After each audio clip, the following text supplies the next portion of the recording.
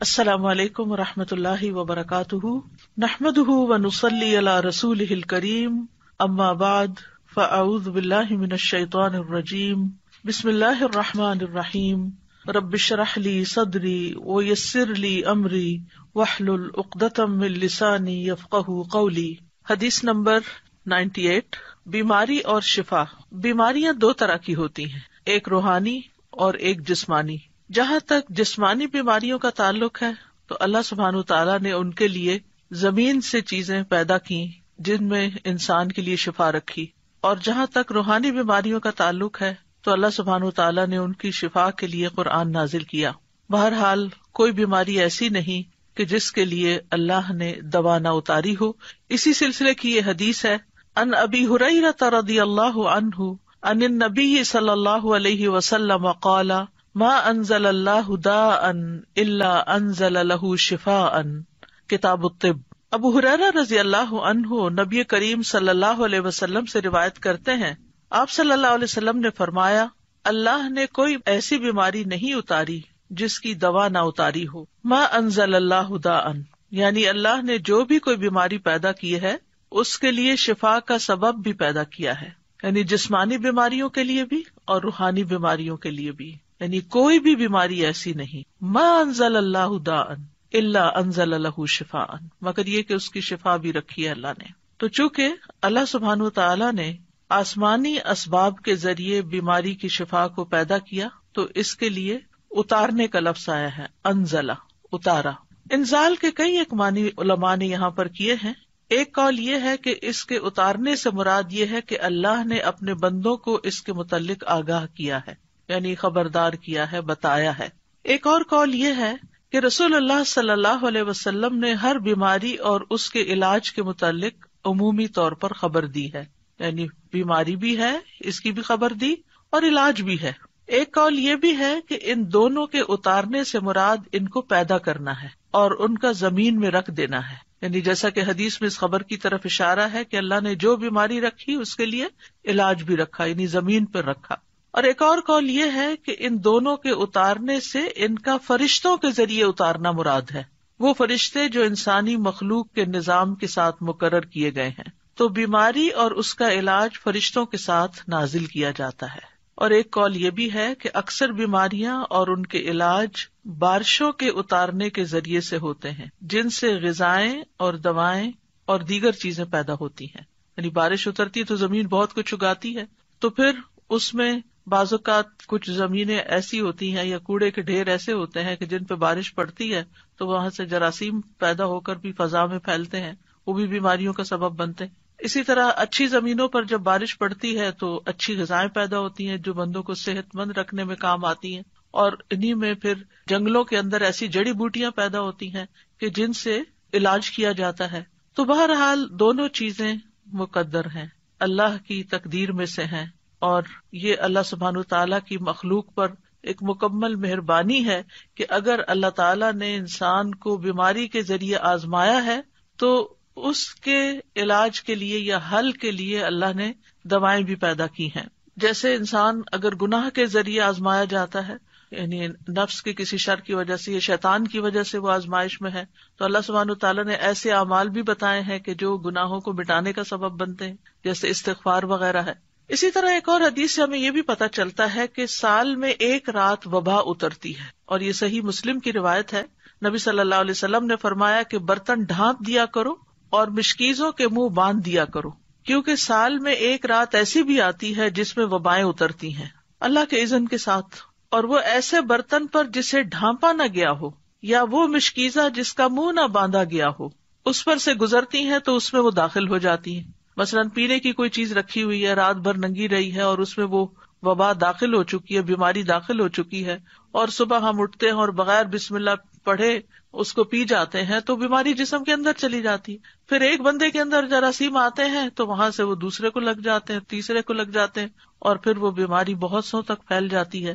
تو بہرحال بیماری بھی اللہ کے اذن سے ہی آتی ہے، اور ہمیں اس معاملے میں احتیاط بھی کرنے کی ضرورت ہے، اور دوا اور علاج کی بھی ضرورت ہے۔ تو دا کا مطلب ہے حسی بیماری، اور جسمانی بیماری اور روحانی بیماری، یعنی بیماریاں دونوں طرح کی ہوتی ہیں، اور دونوں طرح کی بیماریوں کے لیے علاج کرانا ضروری ہے. یعنی بعض اوقات ہم جسمانی بیماریوں کے لیے تو علاج کر لیتے ہیں، لیکن اگر کسی کو کوئی روحانی بیماری ہے تو اس کا علاج نہیں کرتے اور اس کو ہم بیماری نہیں سمجھتے.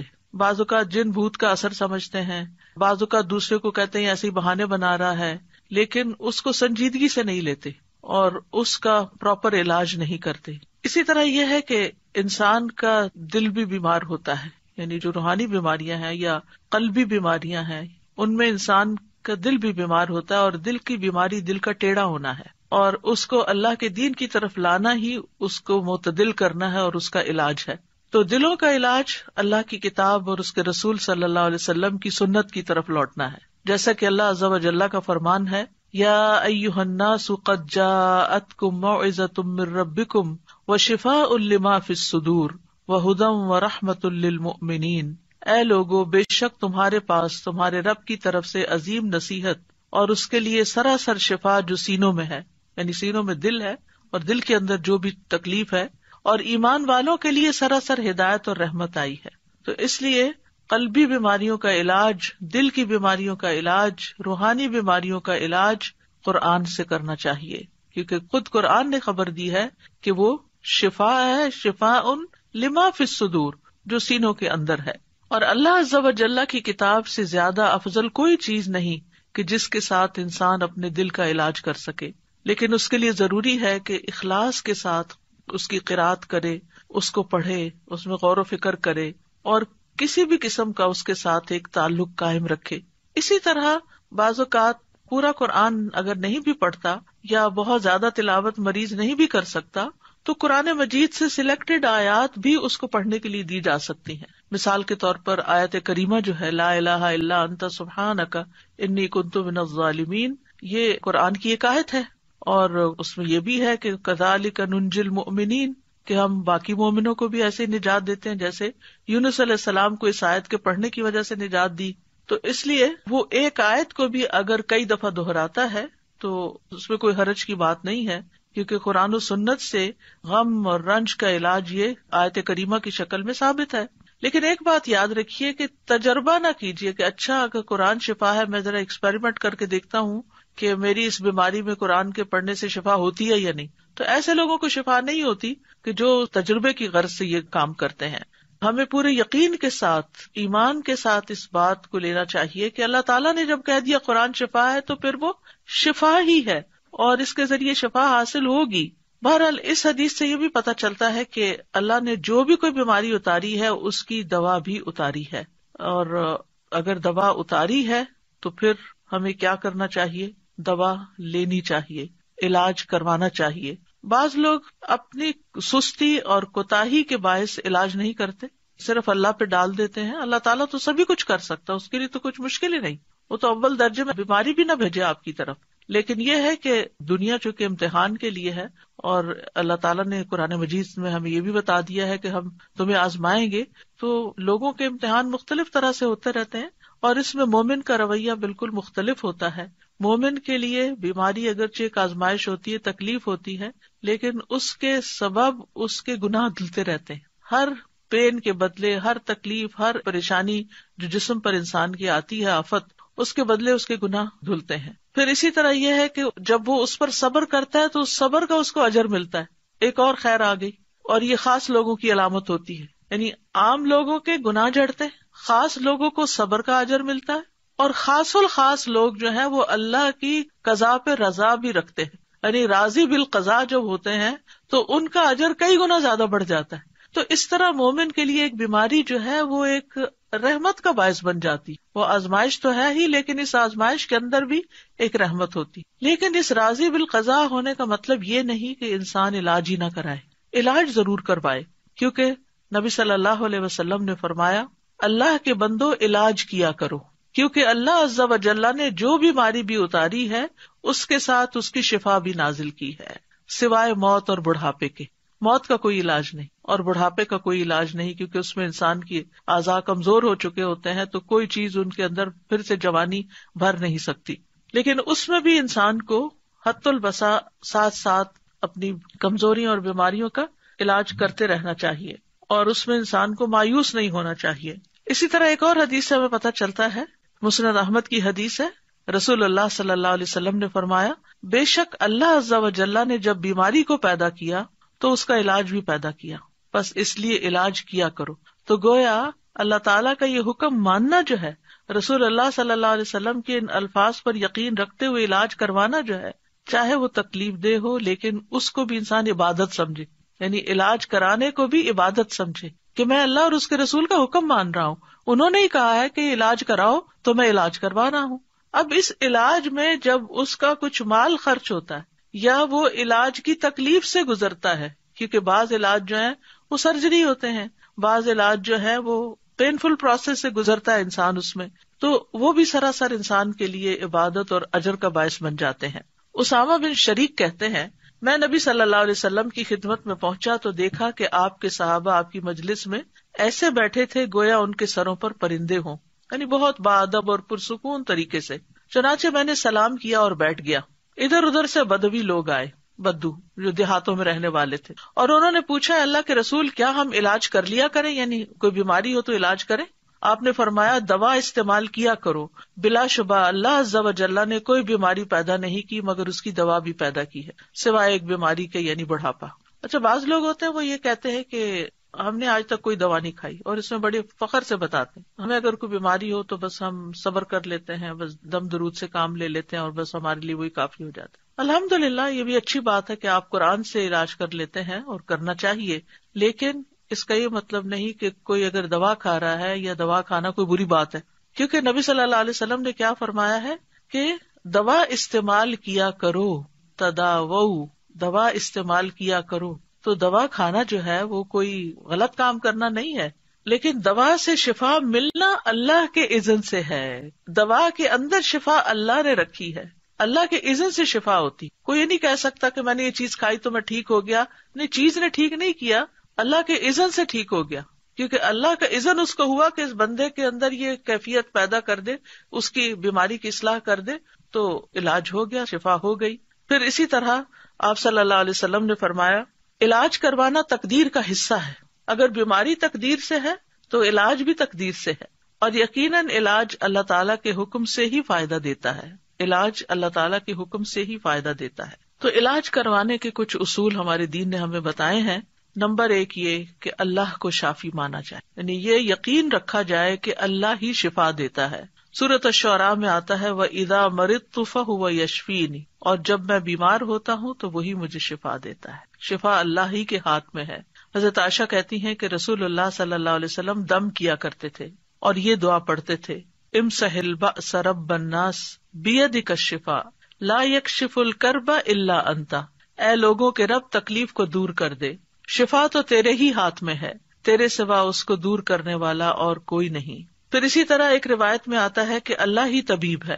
ابو رمثا سے مروی ہے، وہ کہتے ہیں کہ میرے والد نے رسول اللہ صلی اللہ علیہ وسلم سے عرض کیا کہ مجھے آپ اپنی وہ چیز دکھائیں جو آپ کی پشت پر ہے، یعنی وہ جو مہر نبوت تھی، کیونکہ میں طبیب ہوں۔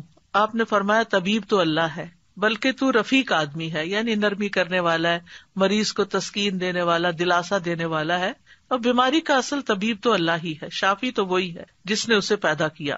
حضرت ایوب علیہ السلام کی مثال ہمارے سامنے ہے کہ جب ان کی بیماری کو ایک طویل عرصہ گزر گیا تو بھی وہ مایوس نہیں ہوئے، دعا کرنے لگے، وَأَيُّوبَ إِذْ نَادَى رَبَّهُ أَنِّي مَسَّنِيَ الضُّرُّ وَأَنْتَ أَرْحَمُ الرَّاحِمِينَ فَاسْتَجَبْنَا لَهُ فَكَشَفْنَا مَا بِهِ مِنْ ضُرٍّ وَآتَيْنَاهُ أَهْلَهُ وَمِثْلَهُمْ مَعَهُمْ رَحْمَةً مِنْ عِنْدِنَا وَذِكْرَىٰ لِلْعَابِدِينَ۔ اور ایوب جب اس نے اپنے رب کو پکارا کہ بے شک مجھے تکلیف پہنچی ہے اور تو رحم کرنے والوں میں سب سے زیادہ رحم کرنے والا ہے، تو ہم نے اس کی دعا قبول کر لی، پس اسے جو بھی تکلیف تھی دور کر دی، اور اسے اس کے گھر والے اور ان کے ساتھ ان کی مثل اور عطا کر دیے، اپنے پاس سے رحمت کے لیے اور ان لوگوں کی یاد دہانی کے لیے جو عبادت کرنے والے ہیں۔ تو یہاں پر وہ کہتے ہیں وَأَنْتَ أَرْحَمُ الرَّاحِمِينَ، اللہ آپ ہی سب سے بڑھ کر رحم کرنے والے ہیں۔ تو ہم نے ان کی دعا سن لی اور ان کی تکلیف دور کر دی۔ دوسری چیز یہ کہ اللہ کی کتاب سے علاج کرنا چاہیے۔ سورۃ بنی اسرائیل میں آتا ہے، وَنُنَزِّلُ مِنَ الْقُرْآنِ مَا هُوَ شِفَاءٌ وَرَحْمَةٌ لِّلْمُؤْمِنِينَ، اور ہم قرآن کے ذریعے سے وہ چیز نازل کرتے ہیں جو مومنوں کے لیے شفا اور رحمت ہے۔ حضرت عائشہ سے مروی ہے کہ رسول اللہ صلی اللہ علیہ وسلم ایک مرتبہ ان کے پاس تشریف لائے تو ایک عورت عائشہ رضی اللہ عنہا کا علاج کر رہی تھی یا آپ کو دم کر رہی تھی، تو آپ نے فرمایا کتاب اللہ کے ساتھ اس کا علاج کرو، یعنی قرآن کے ساتھ کرو، رقیہ کرو اس کو۔ اسی طرح سنت سے علاج، انبیاء علیہ السلام کو قلبی اور روحانی ادویات دی گئی تھی۔ ابن قیم کہتے ہیں کہ وہ وہی جو اللہ تعالیٰ اپنے نبیوں کو کرتا ہے اس میں ایسی چیز ہوتی ہے جو لوگوں کو فائدہ دیتی ہے، یعنی وہی کے ذریعے علاج ہوتا ہے، اور اس میں وہ دوائیاں بھی ہوتی ہیں جو بیماریوں سے شفا دیتی ہیں، اور وہ ایسی چیزیں ہوتی ہیں، وہ بعض غذائیں ایسی ہوتی ہیں کہ جن کی طرف بڑے بڑے ڈاکٹروں کی عقل نہیں پہنچ سکتی، اور ان دوائیوں تک ان کے علوم، تجربات اور قیاسات پہنچ نہیں سکتے، اور یہ دوائیاں قلبی اور روحانی ہوتی ہیں۔ تو ایک بات ہمیں یاد رکھنی چاہیے کہ انسان صرف مادی جسم سے نہیں بنا، یعنی صرف مادہ نہیں ہے، صرف میٹر نہیں، اس کے اندر روح ہے۔ اس لیے اگر آپ صرف دوا سے علاج کریں گے تو وہ کافی نہیں ہے، جب تک کہ آپ اس کی روح کا بھی علاج نہ کریں، خصوصاً روحانی بیماری میں۔ کچھ بیماریاں ایسی ہوتی ہیں نا کہ جو روحانی بیماری ڈومیننٹ ہوتی ہے اور اس کے اثر میں جسمانی بیماری بھی ہوتی ہے، اور کبھی ایسا ہوتا ہے کہ جسمانی بیماری ہوتی ہے اور اس کے اثر سے انسان کی روح بھی بیمار پڑ جاتی، کیونکہ دونوں ایک دوسرے میں گندے ہوئے ہیں، ان سے الگ نہیں ہے۔ ایک کو کوئی تکلیف پہنچے گی تو دوسرا اس سے متاثر ہوگا۔ تو اس لیے بہت ضروری ہے کہ انسان دونوں طرح کے علاج کرے، یعنی ایک طرف دوا کھائے اور دوسری طرف دعا کرے اور دم کرے اور قرآن پڑھے، تاکہ انسان مکمل شفا یاب ہو جائے۔ کیونکہ بندہ جب تک اللہ کے ذکر میں مصروف رہتا ہے تو شیطان کے حملوں سے محفوظ ہوتا ہے اور ایک مضبوط قلعے میں ہوتا ہے۔ تیسری چیز ہے طب نبوی سے علاج۔ تو اب اگر طبیب اللہ ہی ہے تو پھر ہمیں کیا طب نبوی سے علاج کرنا چاہیے، اور طب نبوی کیا ہے، اور کیا کوئی انسان طبیب کہلا سکتا ہے؟ انسان طبیب کہلا سکتا ہے، لیکن اللہ الطبیب ہے، یعنی جیسے انسان کو بھی کریم کہہ سکتے ہیں لیکن اللہ الکریم ہے۔ تو طب نبوی سے علاج میں حجامہ کروانا، پچھنے لگوانا۔ آپ صلی اللہ علیہ وسلم نے فرمایا اگر تمہاری دواؤں میں سے کسی میں بھلائی ہے تو پچھنا لگوانے یا شہد پینے اور آگ سے داغنے میں ہے، اگر وہ مرض کے مطابق ہو، یعنی بیماری کے مطابق پچھنا لگے یا آگ سے داغ لگے۔ اور میں آگ سے داغنے کو پسند نہیں کرتا۔ ایک تو یہ کہ تکلیف دہ علاج ہے بہت، یعنی انسان کو کسی گرم سلاخ سے داغنا یا کسی بھی طرح کی ایسی کوئی چیز لگانا کہ جس میں آگ ہو، تو اس لیے آپ اس کو پسند نہیں کرتے تھے۔ لیکن آخری چارہ کار کے طور پر اگر کوئی بیماری کسی بھی طرح ٹھیک نہ ہوتی تو اس صورت میں ایسا علاج کیا جا سکتا، اور ہو سکتا ہے کہ اسی کے اندر ہی پھر جو الیکٹرک شاکس وغیرہ دیے جاتے ہیں وہ بھی اس میں شامل ہوں، اللہ عالم۔ پھر اسی طرح کلونجی سے علاج، رسول اللہ صلی اللہ علیہ وسلم نے فرمایا کلونجی کے دانوں میں موت کے علاوہ ہر بیماری کے لیے شفا ہے۔ اگر کلونجی کے تیل پر شرعی دم کر کے مریض کے متاثرہ حصوں پر وہ تیل لگایا جائے اور کلونجی کے دانے جو ہیں وہ کھلائے جائیں تو حدیث میں کیا آتا ہے کہ موت کے علاوہ ہر بیماری کا علاج ہے۔ تو اس لیے ہر گھر میں کلونجی کے دانے بھی ہونے چاہیے اور اس کا تیل بھی ہونا چاہیے۔ اور اس میں یہ ہے کہ اگر جیسے آج کل کورونا کی بیماری ہے تو اس میں 2 کام کیے جا سکتے ہیں۔ ایک تو یہ کہ کلونجی کے بیج زبردست جراثیم کش ہیں، ان کی دھونی دینی چاہیے، یعنی گھر کو ڈس انفیکٹنٹ کرنے کے لیے جیسے بخور جلاتے ہیں تو اسی طرح کوئلے کے اوپر تھوڑے سے دانے ڈال کے ان کا دھواں جب نکلنے لگے تو اس کو گھر میں گھما دینا چاہیے۔ اس کے بارے میں یہ بھی کہا گیا ہے کہ یہ شیاطین کو بھگانے کا ذریعہ بھی ہے، یہ دھواں شیطانوں کو بہت تکلیف دیتا ہے تو وہ نکل جاتے ہیں، اور اگر ریپیٹڈلی ہوگا تو گھر سے جراثیم وغیرہ بھی نکلیں گے اور شیاطین بھی نکلیں گے اور انشاءاللہ باذن اللہ شفا ہوگی۔ دوسرا یہ ہے کہ لنگس کی بیماریوں میں اس کی بھاپ جو ہے وہ بہت فائدہ دینے والی چیز ہے۔ اسی طرح سر درد میں ناک کے اندر اس کے قطرے چند ڈالے جائیں دونوں طرف تو میگرین وغیرہ کو بہت فائدہ ہوتا ہے۔ اس کے اوپر تو بہت تفصیلی الگ ایک پورا لیکچر ہو سکتا ہے کہ کلونجی کس طرح استعمال کی جا سکتی ہے اور کس طرح فائدہ، لیکن یہ 2 چیزیں جو میں نے بتائی ہیں کہ اس کی دھونی دی جائے اور اس کی بھاپ لی جائے یہ غیر مضر ہیں، اور چند دانے جیسے چٹکی بھر دانے صبح کے وقت پانی کے ساتھ اگر کھا لیے جائیں، اور اگر صبح نہیں یاد رہے تو آپ کے ڈائننگ ٹیبل پر اگر کلونجی رکھی ہوئی ہے تو کھانے کے اوپر بازو کے جیسے آپ نمک چھڑکتے ہیں تو چٹکی بھر دانے، یعنی بہت زیادہ مقدار میں نہیں، کیونکہ پھر ایسا نہ ہو کہ اس کا کوئی ری ایکشن ہو۔ اسی طرح یہ کہ اگر گلے میں خراش وغیرہ ہے تو کلونجی کا تیل اگر رکھا ہوا ہے تو چند قطرے زبان پہ ٹپکا کے آہستہ آہستہ گلے سے گزارے جائیں تو یہ چونکہ جراثیم کش ہے تو گلے کے اندر کے جراثیم، اسی طرح ناک کے اندر کے جراثیم، کیونکہ گلے کی بیماریوں میں بھی ناک میں ڈالنا سب سے زیادہ مفید ہے. اگر تھوڑا سا کڑوا لگتا ہے، تکلیف سے محسوس ہوتی ہے، لیکن یہ کہ اس میں فوری طور پر انسان کو ریلیف ملتا ہے اور بہت جلد گلے کی بیماریاں وغیرہ جو ہیں یہ ٹھیک ہوتی ہیں. اور اگر پھیپڑوں تک نمونیا وغیرہ ہو گیا ہے تو بارہا اگر بھاپ دی جائے اس کی تو بہت فائدہ مند ہے. وکس وغیرہ جو ہے یعنی کہ ایسی چیز ہے کہ جس کے بخارات پھیپڑوں میں جا کے جم بھی سکتے ہیں، لیکن کلونجی جو ہے وہ مضر نہیں ہے. پھر اسی طرح یہ ہے کہ شہد فائدہ مند ہے. قرآن مجید میں آتا ہے یخرج من بطونها شراب مختلف الوانه فیہ شفاء للناس. اس مکھی میں سے رنگ برنگ کا شربت نکلتا ہے جس میں لوگوں کے لیے شفا ہے. یعنی شہد جو ہے وہ فائدے کی چیز ہے. شہد اگر آپ مہینے میں کم از کم 3 دن خالی پیٹ اس کا چمچ لے لیں صبح یا 1 گھونٹ بھر لیں تو یہ پریونٹیو کیور بھی ہے، یعنی بہت سی بیماریاں لگنے سے انسان محفوظ رہتا ہے. اور اسی طرح نبی صلی اللہ علیہ وسلم پانی میں شہد ملا کر پیا کرتے تھے، ایک بہترین ڈرنک بن جاتا ہے. لیکن بہت ابلتے پانی میں اس کی پراپرٹیز ضائع ہو جاتی ہیں، اس لیے گرم پانی کی بجائے اگر ٹھنڈے پانی میں استعمال کیا جائے تو بہتر ہے. اور خصوصاً اگر موسم ٹھنڈا نہ ہو تو پھر روم ٹیمپریچر پر جو پانی ہے اسی کے اندر شہد ملا کر پینا زیادہ فائدہ مند ہے. پھر آب زمزم، رسول اللہ صلی اللہ علیہ وسلم نے فرمایا زمزم کا پانی اس مقصد کے لیے ہے جس کے لیے وہ پیا جائے. اگر آپ شفا کی نیت سے پیئیں گے تو شفا ہے، غذا کی نیت سے پیئیں گے تو غذا ہے، پیاس بجھانے کی نیت سے پیئیں گے تو پیاس بجھے گی انشاءاللہ. پھر اسی طرح عود ہندی یعنی جس سے کست الہندی کہتے ہیں اس میں بھی شفا ہے. صحیح بخاری کی روایت ہے، ام قیس رضی اللہ عنہا سے مروی ہے، وہ کہتی ہیں کہ میں اپنے ایک لڑکے کو لے کر رسول اللہ صلی اللہ علیہ وسلم کی خدمت میں حاضر ہوئی.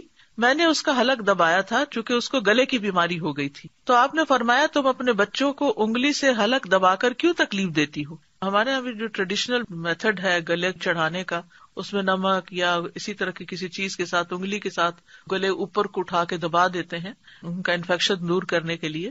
تو آپ صلی اللہ علیہ وسلم نے اسے منع کیا اور فرمایا یہ عود ہندی لو، اس میں 7 بیماریوں کی شفا ہے. سبحان اللہ. ان میں ایک ذات الجم پسلی کا ورم بھی ہے یعنی نمونیا بھی ہے. تو آج کل کورونا وائرس میں جیسے پھیپڑوں پر ہی سارا اثر چلا جاتا ہے، بیماری زیادہ تکلیف دہ ہو جاتی ہے، تو اس میں کست الہندی جو ہے اور کست البحری یہ فائدہ مند ہے. اگر حلق کی بیماری ہو تو اس کو ناک میں ڈالو، اور اگر ذات الجنب ہو یعنی نمونیا ہو، ذات الجنب عربی میں کہتے ہیں اس کو، تو حلق میں ڈالو یعنی اس کو پیو. اور اس کے لیے بھی یہ ہے کہ گرم پانی میں اگر تھوڑی دیر کے لیے اس کو بھگو کے رکھ دیا جائے، 1 چھوٹی چمچ جو ہے اس کو 1 کپ پانی میں، اور پھر جب وہ اچھی طرح اس کے پانی میں اثرات آ جائیں تو اس کو چائے کی طرح سپ سپ کر کے یا قہوے کی طرح پی لیا جائے تو یہ بھی بہت جلد فائدہ دیتی ہے. جہاں یہ مسنون علاج ہے، طب نبوی ہے یعنی علاج کرنے کا کہا گیا ہے، وہاں یہ ہے کہ ممنوع علاج سے بھی بچنا چاہیے. اور ممنوع علاج کیا ہے؟ غیر شرعی اور شرکیہ طریقے سے علاج، یعنی شرکیہ دم یا تعویذ وغیرہ. عبداللہ بن مسعود اپنی بیوی کے پاس داخل ہوئے تو دیکھا کہ اس نے خسرہ کی بیماری کی وجہ سے تعویذ پہنا ہوا تھا.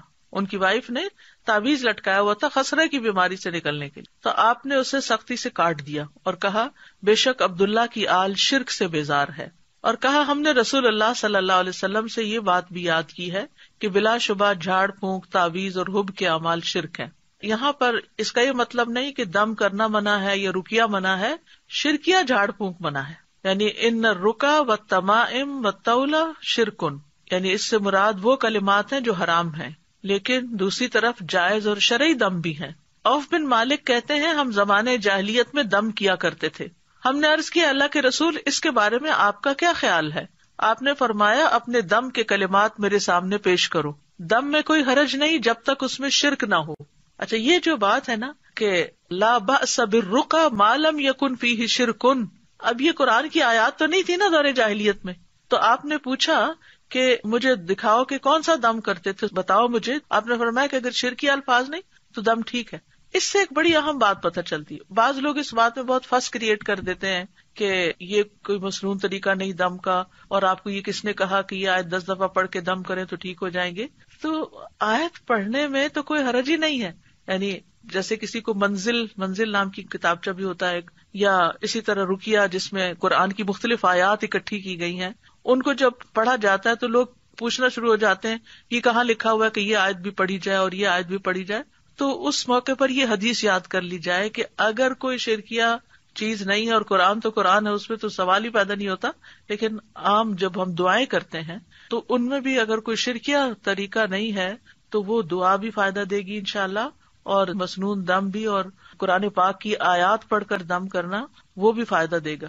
بعض لوگوں کو اللہ سبحانہ تعالیٰ نے بہت حکمت دی ہوتی ہے اور وہ قرآن کی آیات سے ایسے میننگ نکال لیتے ہیں کہ جس سے واقعی لوگوں کو فائدہ بھی پہنچتا ہے.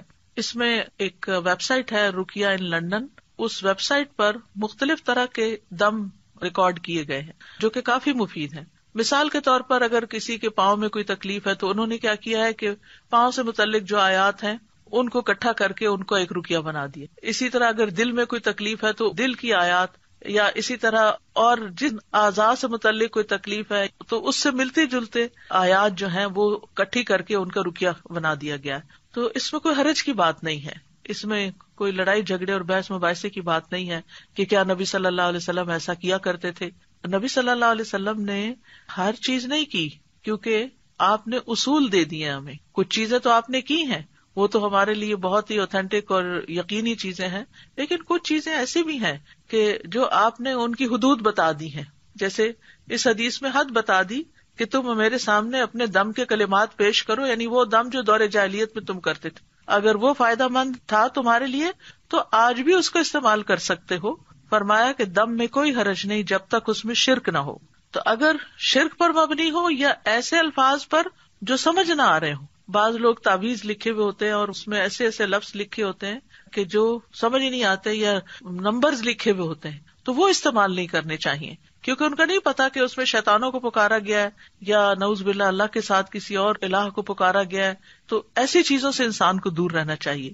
جہاں تک قرآن اور اذکار اور جائز دعاؤں کے ساتھ دم کرنا ہے تو ان میں کوئی حرج کی بات نہیں ہے. اور اسی طرح اللہ کے کلام، یعنی پچھلی ایک حدیث میں عبداللہ بن مسعود والی میں نے کہ جھاڑ پھونک منع ہے، لیکن اللہ کے کلام کے ساتھ پھونک مار کر دم کرنا جائز ہے. مثلاً سورۃ فاتحہ پڑھ کر پھونک ماری جا سکتی ہے. رات کو سوتے وقت جب آپ آیت الکرسی پڑھتے ہیں تو چاروں کونوں میں آپ پھونک ماریں، وہ بھی ایک حفاظت کی چیز ہے.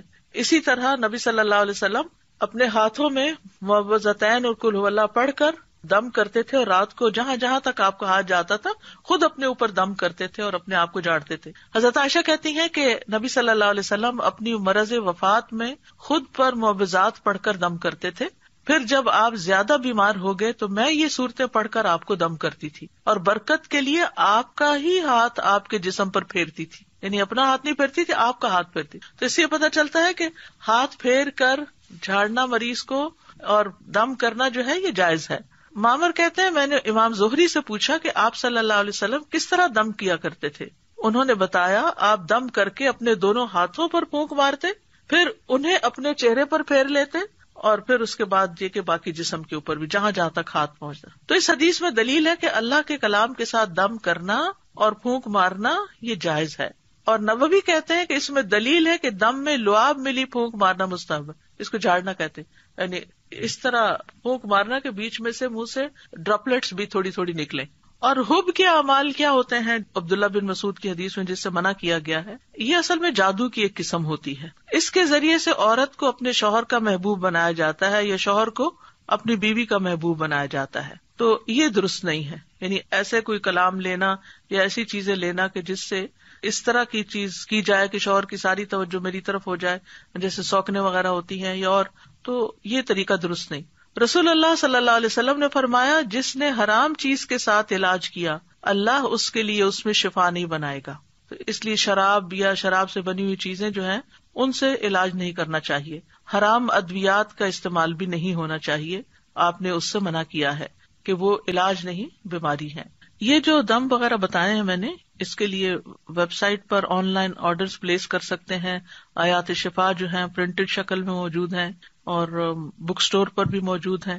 الہدا کے جہاں بھی برانچز ہیں، چاہے کینیڈا میں ہے یا لندن میں ہے یا یو ایس میں ہے یا پاکستان میں جو مختلف شہروں میں ہے، ان سب جگہوں پر یہ پروڈکٹس جو ہوتی ہیں وہ اویلیبل ہوتی ہیں، اور ویب سائٹ کے اوپر بھی اس طرح کی چیزیں موجود ہیں.